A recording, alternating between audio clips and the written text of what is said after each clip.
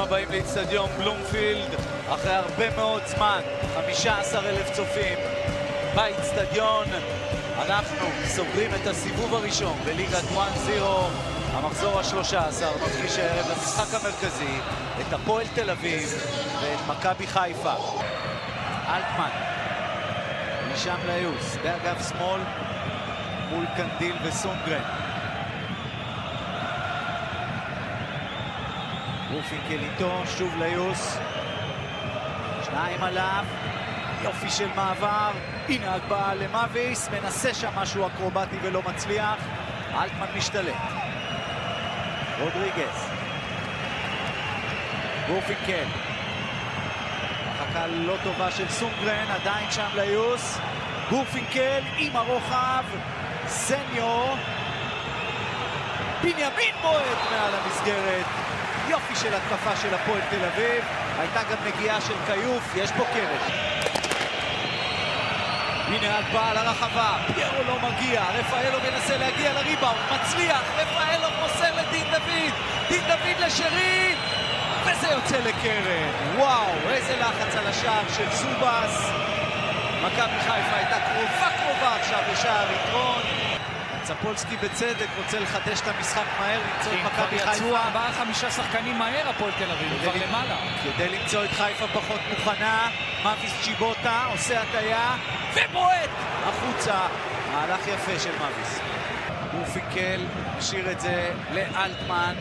הקפטן מגביה כדור טוב לעבר פסי. הנה ההזדמנות, וזה זוחל פנימה! לא יאומן! פשוט לא יאומן!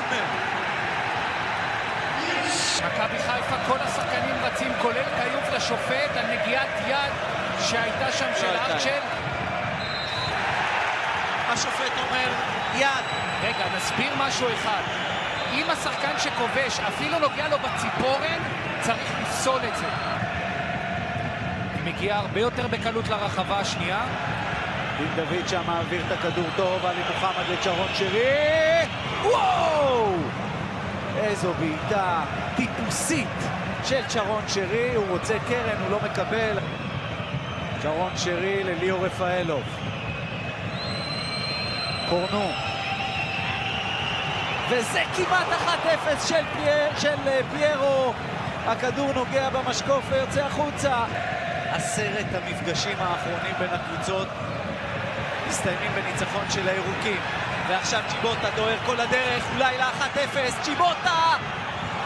איזו הצלה של קיוף, זה לא נגמר. עכשיו יש שם דגל, הכדור יוצא לקרן. יעקב שחר נותרו עוד 20 דקות לראות את השחקנים מן היציע. האם הם חוזרים הביתה לחיפה עם 3 נקודות? קורנו מוציא רוחב, איך אפשר להחמיץ את זה? תסביר לי. המזל של פיירו שהיה אופסייד בתחילת המהלך, כי יותר קשה להחמיץ מאשר להפקיע את הדבר הזה. היו היום לפיירו 2 נגיחות מ4 מטר, ושתיהן קורנו שם לו על הראש. ויותר קשה להחמיץ מלהחמיץ. קורנו השנה אין לו בישולים, אבל רק היום הוא היה צריך להיות כבר עם 2 לפיירו שמצליח להחליט. הפועל תל אביב מתחילה להתעייף. שרי. עוד הקפאה טובה, ושון גולדברג, הוא ולא אחר, כמעט פורץ את הסכר.